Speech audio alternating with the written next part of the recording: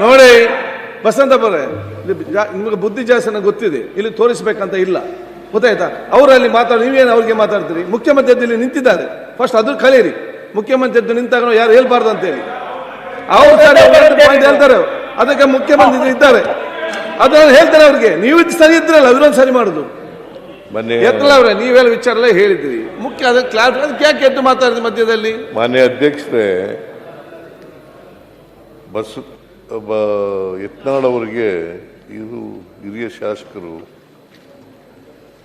ಆಮೇಲೆ ಕೇಂದ್ರದಲ್ಲಿ ಮಂತ್ರಿ ಆಗಿದ್ದವರು, ನಾನು ಸಂವಿಧಾನ ಗೊತ್ತಿದೆ ಅಂತ ಅನ್ಕೊಂಡಿದ್ದೀನಿ. ನಾನು ಅವ್ರಿಗೆ ಆರ್ಟಿಕಲ್ ತಾಳ್ರಿ, ಕೂತ್ಕೊಳ್ರಿ, ಗೊತ್ತಿದೆ ಅದು. ಆರ್ಟಿಕಲ್ 16 ಓದ್ರಿ, ಸ್ವಲ್ಪ ಆರ್ಟಿಕಲ್ 15-16 ಓದ್ರಿ.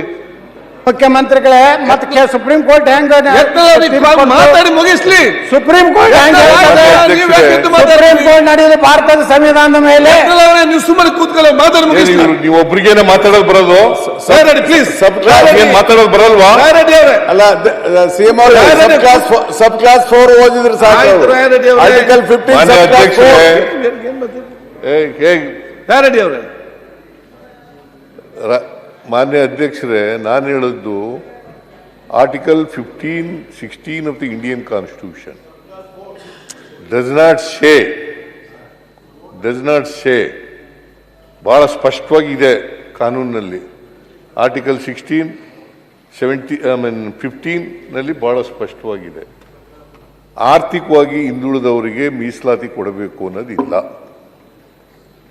ಶೈಕ್ಷಣಿಕವಾಗಿ, ಸಾಮಾಜಿಕವಾಗಿ ಹಿಂದುಳಿದಿರೋರಿಗೆ ಮೀಸಲಾತಿ ಕೊಡಬೇಕು ಅಂತ ಆರ್ಟಿಕಲ್ 15, ಆರ್ಟಿಕಲ್ 16 ಹೇಳಿರ್ತಕ್ಕಂಥದ್ದು.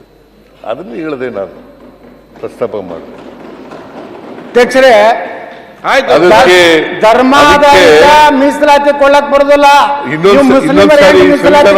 ನಾ ಪ್ರಶ್ನೆ ಮಾಡ್ತೇನೆ, ಧರ್ಮ ಆಧಾರಿತ ಮೀಸಲಾತಿ ಕೊಡಲಿಕ್ಕೆ ಸಂವಿಧಾನದಲ್ಲಿ ಅವಕಾಶ ಇಲ್ಲ. ನೀವು ಮುಸ್ಲಿಮರಿಗೆ ನೇರವಾಗಿ ಹೆಂಗ ನೀವು ಮೀಸಲಾತಿ ಕೊಟ್ರಿ? 15 ತೆಗಿಯಮ್ಮ,